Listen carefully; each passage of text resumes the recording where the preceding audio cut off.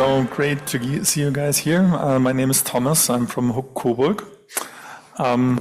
If you're from Germany, you probably know HUK-COBURG. If you're not, you probably don't. HUK is an insurance company that only operates in Germany, but it's by far the largest motor insurer in Germany. It's the market leader in motor insurance. 14 million cars in Germany are insured with HUK-COBURG. That's more than 1 in 5 cars in Germany. And we not only insure cars, we insure everything, of course. We are mostly known for car insurance, but you can also buy health insurance and life insurance and all kinds of other type of insurance with HUK. And also for those, we are pretty big for Germany. So generally speaking, we're the second largest insurer in Germany after the Allianz. We not only have the big yellow HUK-COBURG, we also have the HUK-24. It's part of the HUK Insurance Group. I'm going to talk about HUK-24 as well, and we have several other lines of businesses that we're working in. I am the person responsible at HUK, so the whole HUK Insurance Group, to do data analytics, machine learning, and AI. And what we do here is basically a transformation process. The HUK Group has decided that it wants to become a truly data-driven company by the end of the century, and they have invested a lot of money into this and told me to do it. So here I am. We started 2 years ago. Currently, we're working in 8 analytics teams. Each of those analytics teams is composed of course, data scientists, MLOps engineers, ML engineers, data engineers, but also domain experts. We're working in a typical matrix organization. The teams have different sizes. So the largest team is around 20 people. Of course, they are working on different use case teams. The smallest teams is 6 people. They are currently working on more than 25 use cases. We prioritize use cases according to added value. So we start with the things that bring the most money to the group, and then we work our way downwards. And our current focus areas are, you see them here, is digital marketing, pricing, car data, client lifecycle management, health, business process automation, and asset management. And I'm not going to talk about everything here. I'm going to talk about mainly the ones that are yellow on this slide.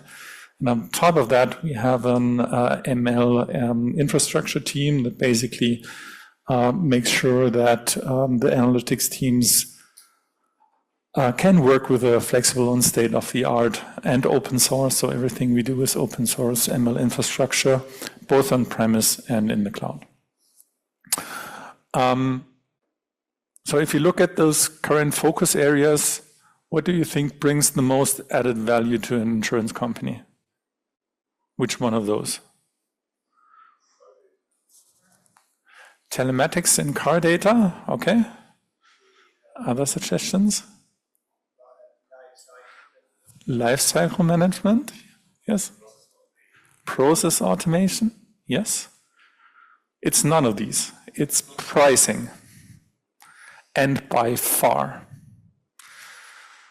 So HUK-COBURG makes only in car insurance around 5 billion euros per year.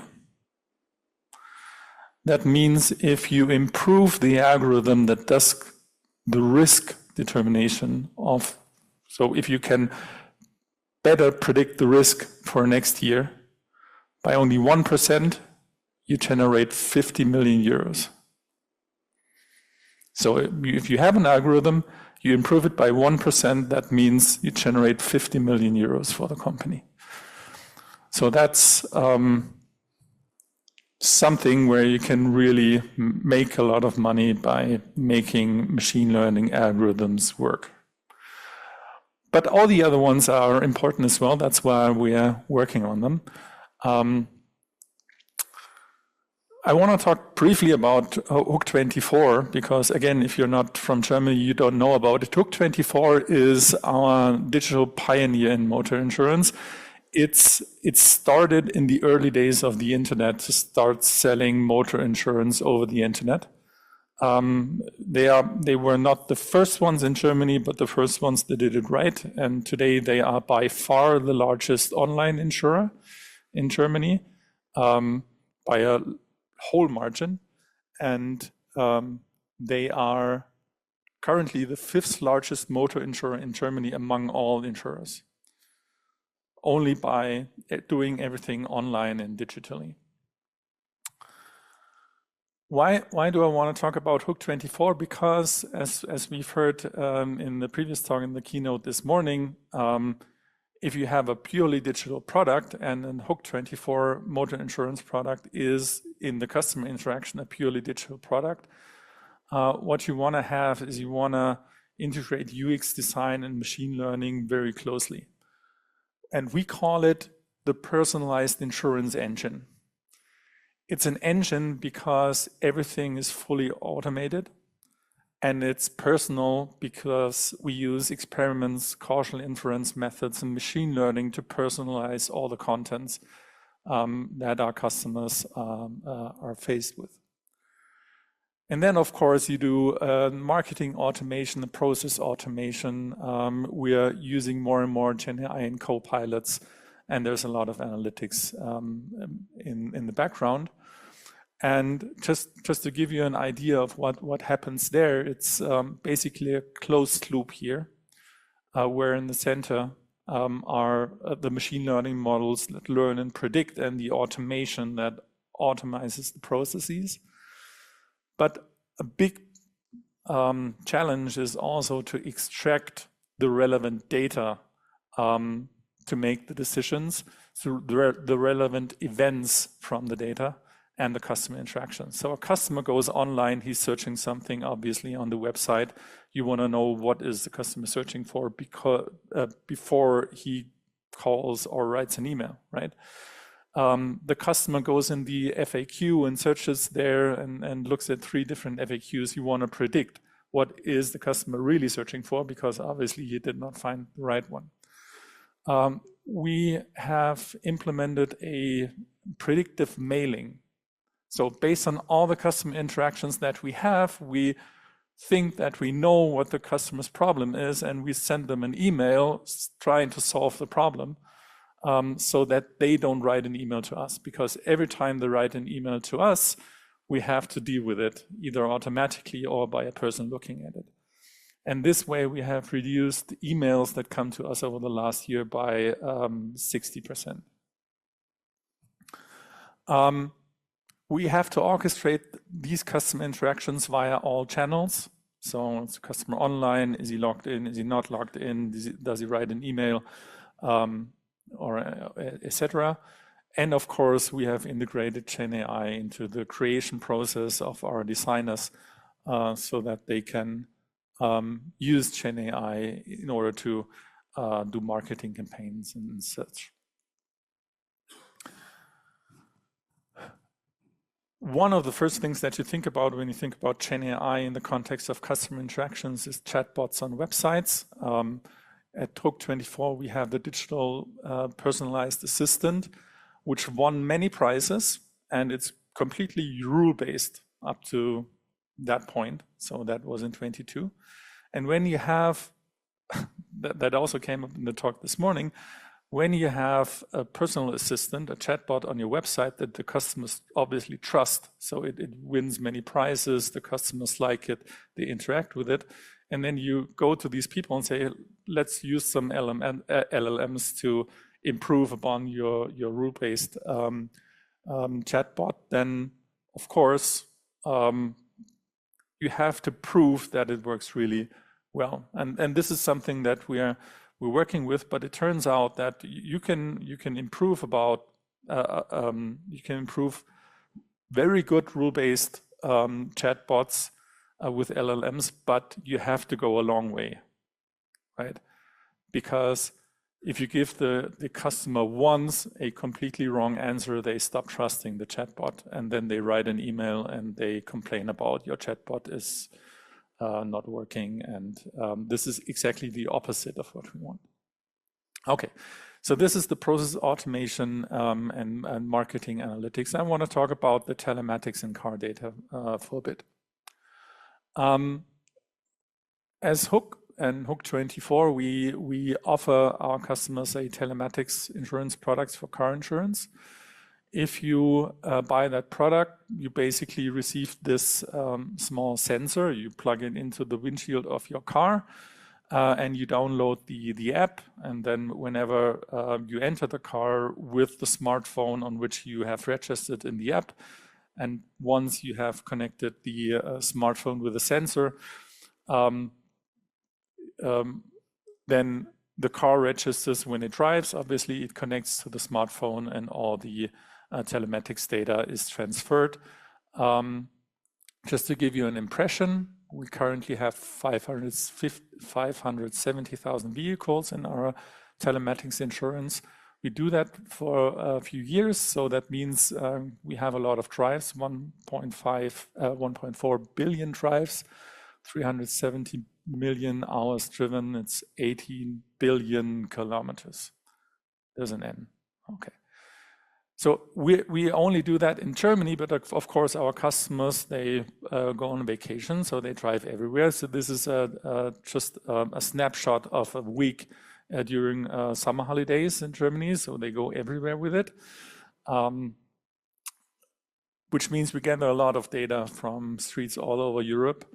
And it's a large amount of data. It's way above 3,000 terabytes at the moment. And we train our models on this data. Yes? This is an efficient product? So it does GPS location in 1 Hertz, it does GPS speed in 1 Hertz, and it does acceleration in 15 Hertz.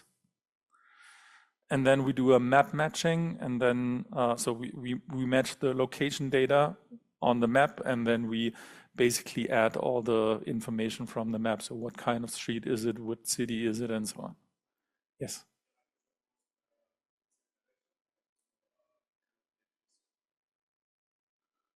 Sorry? So yes. So we collect 4 things. 3 I already told you.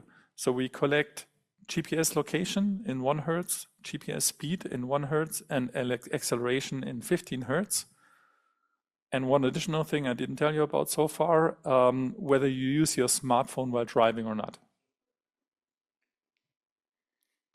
Right? So we don't collect data about what you do during driving, but every time you put up the smartphone, you unlock the screen, you type or do anything else on the screen, and you're driving at the same point, then you basically get a data point using smartphone while driving.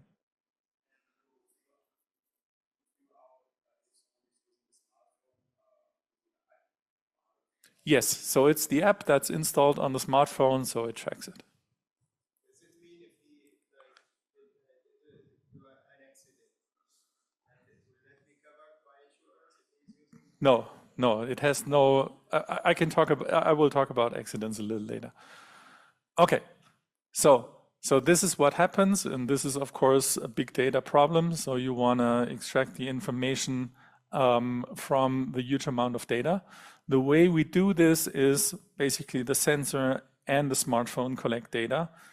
After the drive is completed, the data is sent to our backend. It's AWS. We extract certain metrics. Metrics could be something like speeding more than 10 kilometers per hour or braking more than 4 meters per second square. Like, these are the metrics. Of course, we extract a lot of metrics. And from these metrics, we create features. I will show a few examples of features in a second. And then we try to figure out which of these features are correlated to accidents. So of course, we are the insurance company. So if you have an accident, you typically go to your insurance company, though. So that means we know And in addition, we have a sensor in your car, so we know when you have an accident. So we know who has an accident and who doesn't, and we know what's the driving style of the different people, and we try to connect the two, right? Basically, what we do is we try to see whether these features correlate to the claim frequency or not. And these are just 3 examples. We look at currently 50,000 different features, and we only select those that correlate positively or negatively to the number of claims. So this is high acceleration at low speed. And the further you go right, that means the more often you do that during your driving style. And on the y-axis, it's the number of claims, right? So people that are in this bin here, that means they show this driving behavior, high acceleration at low speed. So high acceleration at, I don't know, the red light, or if you go from one street to the next. They show this very often, and they obviously have a much higher claim frequency than people that show that only randomly, right? And so we see, okay, that is obviously a feature that tells us something about how likely is it that you're going to have an accident soon, and so that goes into the model. Moderate speed limit violation, that is between 10 and 20 kilometers per hour. Again, we do the same thing. We see that it obviously correlates with the claim frequency, and then it goes into the model. One of the best features that we have is hard braking. So how often do you have hard braking in your driving style? The more often you do it, the more likely is it that you will have an accident soon. And as I said, we're looking at a lot of different features there, and some are positively correlated. Those are all of those are positively correlated. Some are negatively correlated. So we can see in the driving behavior who is not likely going to have an accident soon. We can also correlate certain things. So there's a difference between a parking accident, for example, and a driving accident. And we can see features that, that indicate that you might probably have a parking accident soon, and we see features that have a higher risk of producing a driving accident. Yes? What do you gain out of these things? Like out of this data? What? Do you really gain out of it? Okay, what do we gain out of it? Okay, that's a great question. Why do we do it? Okay, so let me talk 2 minutes about why do we do it. So what I didn't tell you before is that for the customer, what's in it is that basically this produces a score, right? They can see it in the app. Let me go back. So here you see your score. The score is between 0 and 100. And if you have the best score, which is 100, that means you get 30% off on your insurance. If you have a score of 0, you get nothing off. You just pay the regular price. Now what happens? People that have a score of 100 and get 30% off their price, they really like the product. They say, this is the greatest product of all time. I waited for that, and I'm going to stay with HUK-COBURG forever. And those people that have a score of 0 say, this is the most terrible product of all time, right? These people at HUK don't have really any idea of how to calculate risk. I am the safest driver of all time. I will go to Allianz because they will like me, right? So the good drivers come to us, the bad drivers go away, and we have additional, and that's what happens. And we can measure that. What is interesting actually that there is no speed limits here in Germany. Of course, the acceleration. There are some speed limits also on the Autobahn, and we can see very clearly what's risky behavior on the Autobahn and what is not. Yes.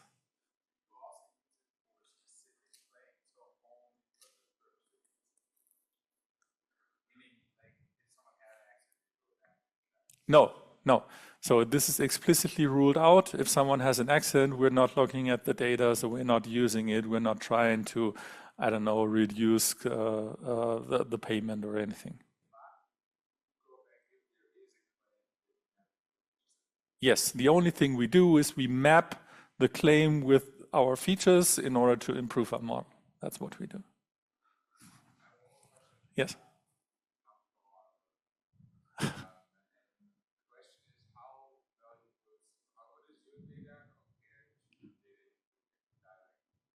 Yes. So we're working with almost all OEMs that like to talk to us, and we've tested those that are actually that actually can provide us the data, which is not a lot of them. And those that can provide the data, we can clearly see that the data we have is much better. But this has to do with car generations and so on. Yes.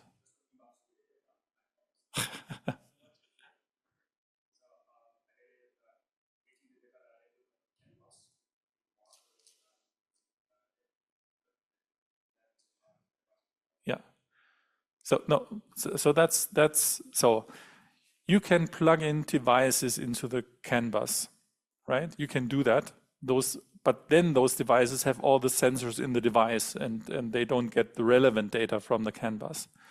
And those devices are very expensive. They are typically 50 euros or so.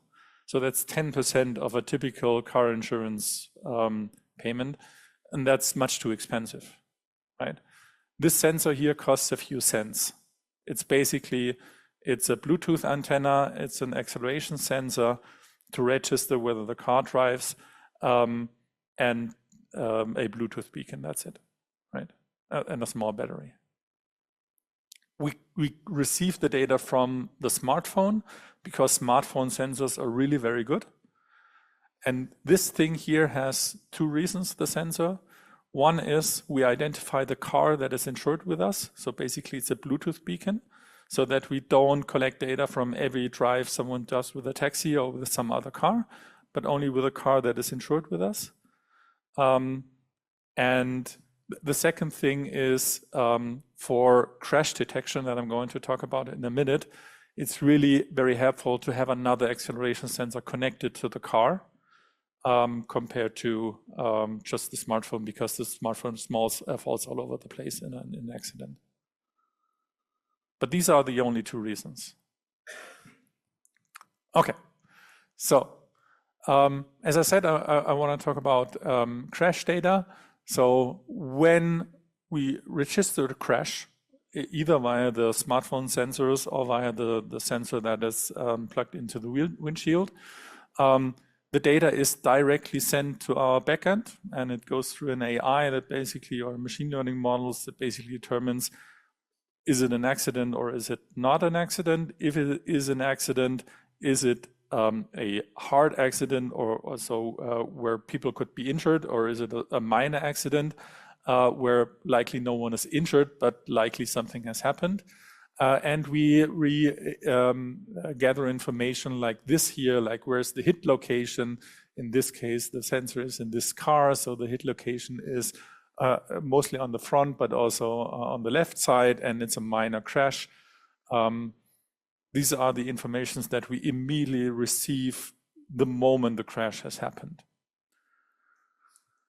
So what happens next is the customer has a car, the data is transferred to the backend, it goes through the machine learning model, it says, well, it's likely a minor crash. So we send a push notification to the customer's smartphone and say, we registered an accident, do you want to file a claim with HUK, right? And then the customer can say, no, I don't, yes, I want. So they can basically file the claim in the app, or they can say, I want to talk to customer service at HUK, and then they can basically connect on the phone, or we call you back at whatever time you prefer. Also, you can share this information directly via the share button on the smartphone with other participants of the accident, so that everyone can basically join in and file their claim with HUK. If the machine learning model says this is an accident that very likely could lead to injuries with people involved, what happens then is we're not sending push notification, but we're trying to call you. If you go on the phone and say you need help, we provide for help. If you don't react on our call, and if the data suggests that the car is not moving, so obviously something important happened, you're not reacting to any calls, and the car is not moving, we're sending out an ambulance to the location where the crash happened.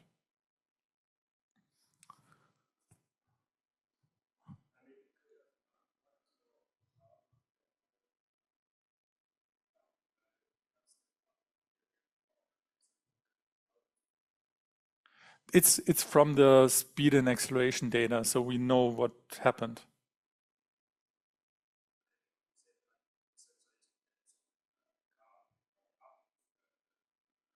So basically, you have the speed data and the acceleration data in terms of, so what happens in detail. I told you that we have it in 1 hertz and 15 hertz.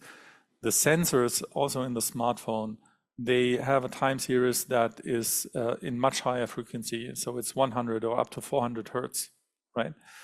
So, but this is obviously too much data, and most of the data is irrelevant for driving, but for the accident, it's very important because it happens in a very short time.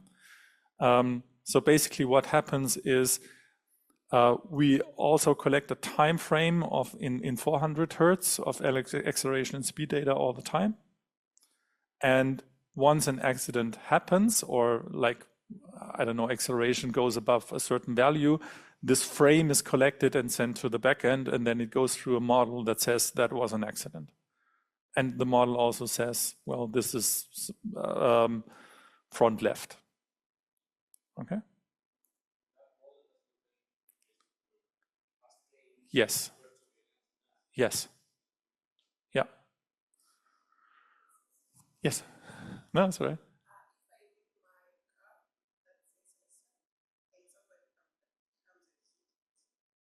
Excuse me, can you? Yes. Yes. No, that is not detected because we only detect or collect data when the smartphone is in the car and the car is driving, because otherwise we would need to collect data all the time. But there are car manufacturers that offer this service. Okay. So, yeah.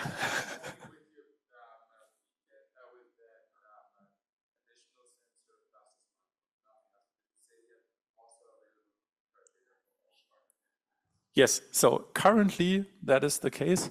I say soon also available because we're working with different OEMs to provide the same service with accidents that basically come out of the car, with the OEMs that actually want to and are able to provide us with the data. Okay. So the next thing we do is we ask the customer to make a few pictures of the car as well, right? And then our deep learning team has come up with a model that basically uses all those pictures that our customers send, put them into different convolutional networks, generating features, putting a attention head on top of it, and we predict basically from the pictures and in addition the telematics data what's happening there. So we predict, is the airbag deployed, yes or no? Is the windshield okay? Does it need to be replaced or can it be repaired? Is the bumper okay? Does it need to be replaced or can it be repaired, and so on. We also predict things like, is there a hidden damage, right? So is it likely that there is a hidden damage based on what we see? Is it how large is it? And so on. And in the end, what we want to come up with is basically we want to know exactly what happens at the time it happened, right? And the vision here, we're not currently there, but the vision here is that once we have telematics data, the customer has told us, has sent us a few pictures and maybe spoken a voice memo on the app to describe what happened, we can basically regulate the whole claim in one go. And this is the vision that we're working on. We're calling it HUK Claims AI. Use car and customer data, the telematics crash data, photos, and we're currently also looking into videos, and we're looking into voice memos as well, using voice to text and then LLMs to extract relevant data that could help us to basically do the whole claims thing that currently our experts do at HUK. So it's a repair cost forecast. How much will it cost? It's a total loss prediction. Is it a total loss or not? It's smart workshop scheduling. This becomes more and more important, especially with electric cars and batteries. We want to know, is the battery affected or not, because that makes a huge difference in what workshop can actually do the repair and which workshop can't, and so on. We want to go into recommendation of repair methods. So we want to tell the workshop exactly what needs to be replaced, what can be repaired. Of course, we're doing fraud detection. There's still a lot of fraud going on with car crashes. And the goal is to have a fully digital appraisal process from end to end. Okay, so that's what I wanted to talk about. We at HUK are scaling ML and AI into basically all economically relevant business processes. I today have talked about telematics and car data, deep learning, and also marketing automation.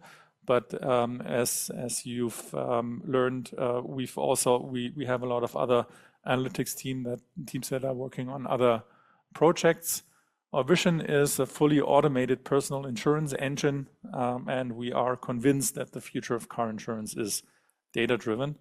And therefore, we're expanding our data team every day. And if you're interested in HUK-COBURG, we also have an exhibition stand outside. Please feel free to join us for discussions. Yes.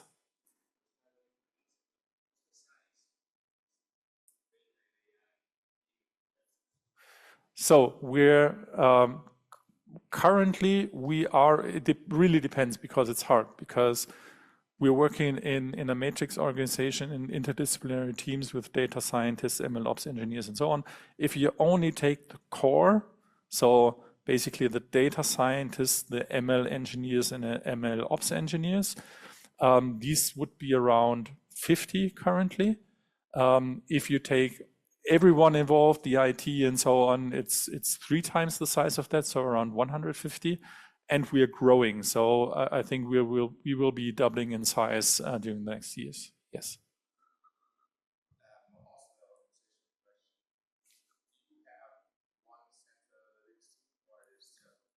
Yes. So we have both. We have one central analytics team that is also responsible for the whole roadmap, and it's basically a hub and spokes model type of organization that is directly led by me. And then there we have data strategists, we have data scientists, and we have ML engineers. And then we have in the large, for the car data, we have a separate team where for the car insurance that sits there in the car insurance, and we're working together with them in building new models and so on. For process automation, we have a certain team that sits where the process automation is being done in the IT and so on. So we have several teams, but we have only one roadmap. The central data analytics team is responsible for the roadmap and for prioritizing all those different use cases according to added values. And we're basically sending out our experts into the different fields, into the teams, and working together with the experts in car insurance and marketing and so on to build better ML products. Yes.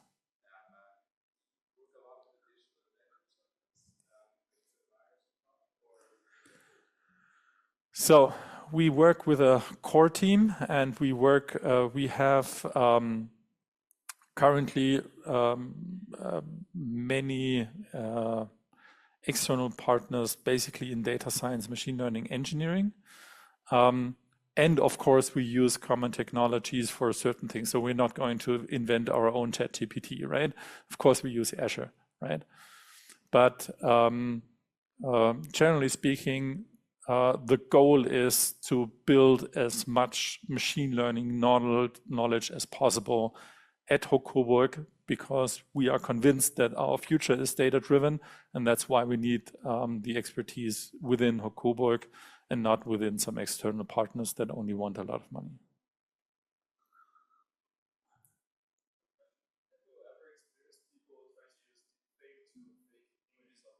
Yes, that happens all the time. Yes.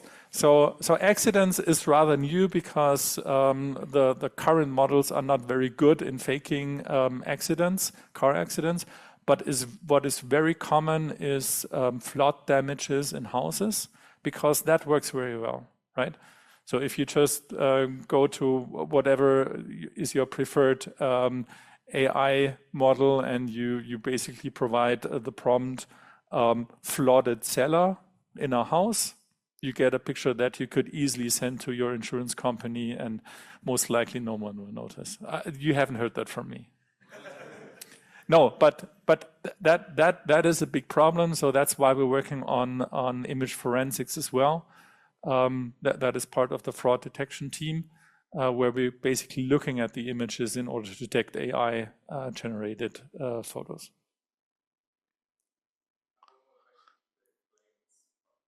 Yes.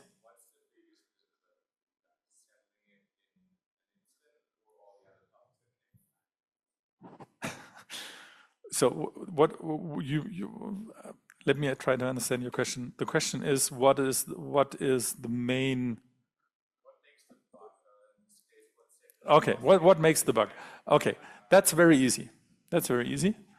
What makes the bug is the following. So as HUK-COBURG, one of the reasons why we are very successful and very cheap, so just to tell you, we're by far the most cheapest insurance in Germany, is that we have a large own network of workshops that work with us, that repair cars to only a fraction of the cost that a typical large OEM-based workshop does, at the same quality. And people that agree, when they sign an insurance with us, that agree that when they have an accident and when they file a claim, they're going to repair it in one of our partnered workshops, they get a large reduction. And that's why a lot of people choose it, right? As a consequence, the problem are not the customers that are insured with us, because most of them anyways go to the workshops that are basically with us, and we can repair those accidents very quickly and to a low cost. The problem are the customers that, like, if I have an accident, I drive into someone else's car, then I am responsible, as an insurance company, am of course responsible for the accident on the other car. This is not a customer of HUK-COBURG, so he didn't agree to, I don't know, go into my workshop.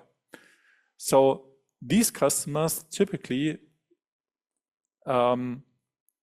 first of all, they don't know who to contact, they don't know what to do. They typically go to, I don't know, their favorite shop where they bought the car, and then they will repair everything that's on the car to like the cost that's 5 times the cost that when a normal customer would come, that pays on them by themselves, because the insurance company pays for it. And this is the bug, right? So basically, making sure that we contact all those other customers and bring them into a fully digital experience, and make sure that we can repair those cars to a normal price. That is what makes the bug for the crash detection.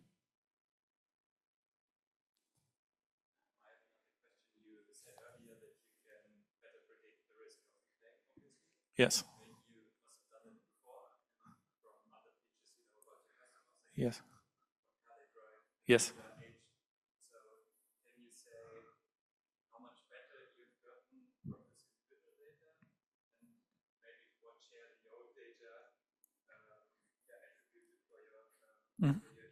Mm-hmm.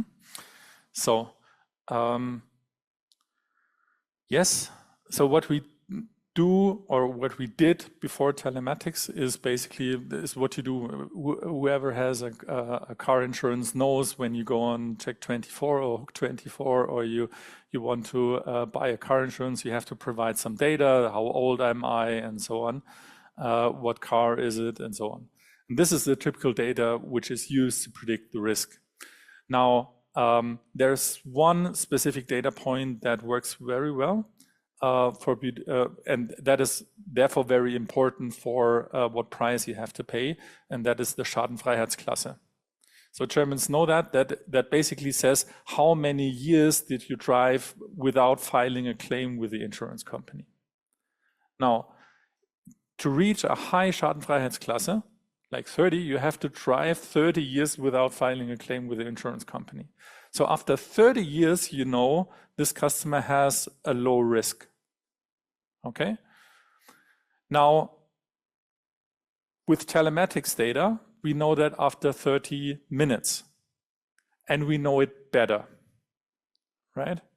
So we can clearly see in the models that the only feature that comes close to telematics data is the Schadenfreiheitsklasse, and it doesn't get really close. So telematics is much better than the Schadenfreiheitsklasse, and for the Schadenfreiheitsklasse it takes 30, 40 years, and for telematics data it takes 30 minutes of driving data.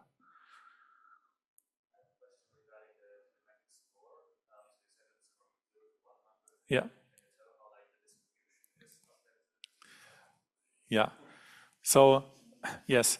So there's a modeling function between the risk score and the score that we show the customers, because the customer expects a certain type of distribution of the score, and the real risk is differently distributed. Let's put it this way, right? So basically, there's a function in between, and the function basically leads to the score is basically a normal distribution that is not centered around 50, because the customer always thinks he's much better, but it's more around 65-ish, right? But so it's a tweaked normal distribution, but the real risk looks differently. Yes.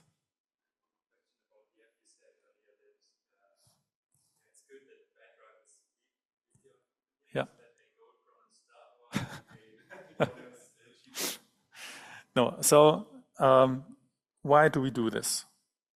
This is a strategic investment. The reason is because the telematics data is so good in predicting the risk. Whoever owns the telematics data and knows how to deal with it, so whoever has the best algorithm and knows how to and has access to the data, is the best in predicting the risks. Now, insurance is a very simple business. Who predicts the risk best wins, right? So, and this is why we started this, because we were, for us, it was clear that there's going to be a new generation of cars that produces the data all the time. We're going to need it for autonomous driving anyway. So at one point, somebody will be in possession of data and will know how to deal with it and that allows them to predict the risk much better than what we currently do with what car do you drive, how old are you, and in which area do you live, right? And that is why we started it. That's the simple reason.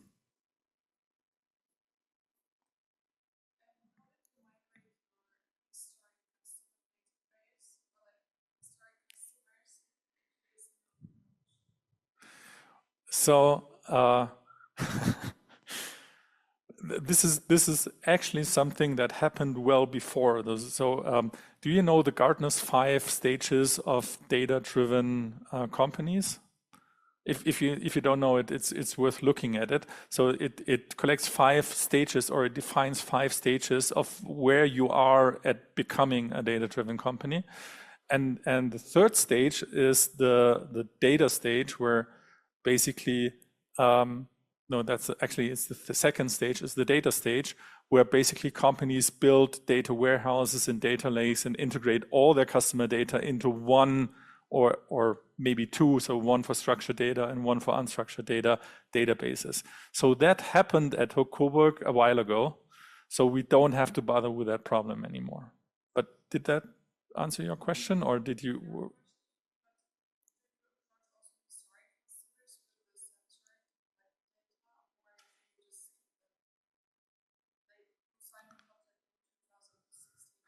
Yeah, we all have that. So whatever there is in data, if it's structured, it's in the data warehouse. If it's unstructured, it's in our data lake. And we have all the data that we're allowed to have according to data privacy rules.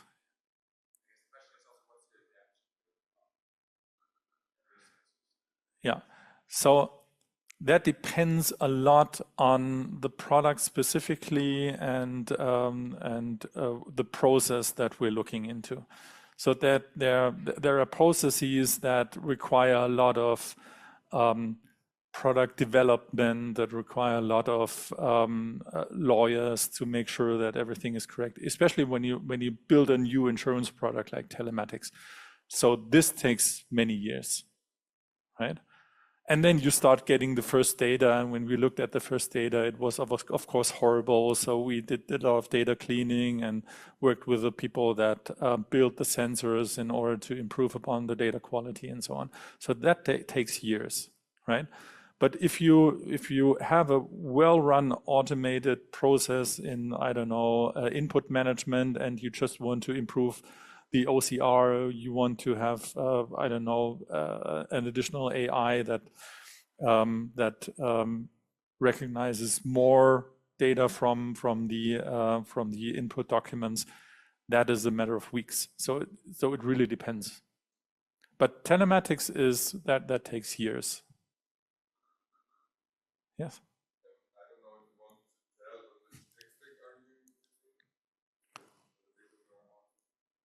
For the data warehouse? No, I don't want to tell. Okay. Further questions? Thank you very much. So there's another question. Yeah. So you said that the pricing is also based on machine learning. Yes. And how do you explain to the users why they are getting a certain price? We don't. We don't. So the good thing is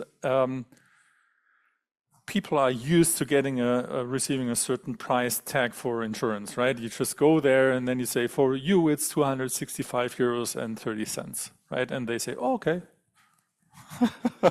that's cheap, right? So as long as you're cheaper than the rest, they don't ask. Yeah. Could I ask as a customer, would you have to disclose how my price gets? Well, so insurance is highly regulated by the BaFin. So there are certain rules that need to apply. So yes, it has to be reconstructible. So we can't use a neural network, for example. And we don't want to use a neural network for obvious reasons. But that doesn't mean that you have to use linear regression all the time, right? So there's a lot in between that you can do. That's what we're doing. And because like every percent that you get better means 50 million euros, we obviously put a lot of work into scratching out the little percentages everywhere. What is the most disturbing environmental feature that you have? Let's say, for example, if it's hot day, you have more accidents, or if it's winter, the people can't drive. If there's something you cannot influence, but still it has an impact on. Yeah, so we see a lot of very big influences and a lot of very small influences. I can tell you one big and one small that is very impressive. So the big one is, or the big ones are weather, obviously. So snow, but rain. These are the big drivers of car accidents. There are also rather smaller ones compared to the weather, but that are very interesting. So when the Ukraine conflict broke out in 22, I think, in February, what happens that there was a sharp increase in fuel prices, right? There was a sharp increase in fuel prices.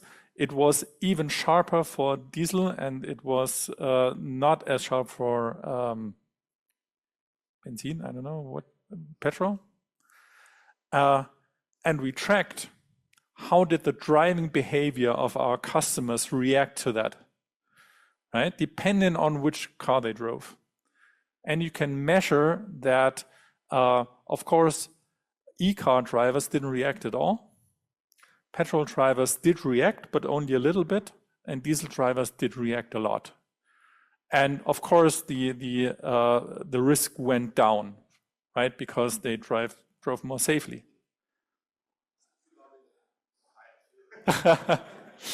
I once showed that in a congress. There were some politicians in the audience from the Greens, and they very much liked the the result. And they actually asked whether they could use it, but then our company said maybe we don't want to go into politics. So no, but you can measure these things very clearly. Yes. Okay. Yeah. Sorry, there's another question.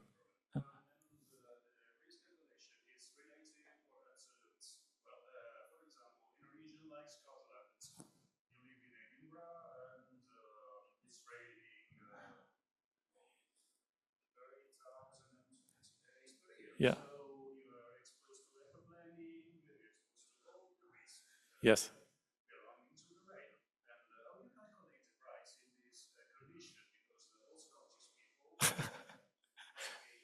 They are accustomed to it. Yeah. Yeah. Yes. So you see that that dependent is also a matter of what is the time of year, right? It's maybe a different example. So in winter, people are more used to winter weather. So a lot of the accidents happens only when winter starts, right? Because then people first have to adapt their driving style, and then they get used to it, that now I have to drive more slowly because obviously it's winter. And then the accident goes down, and you see it in the driving style. But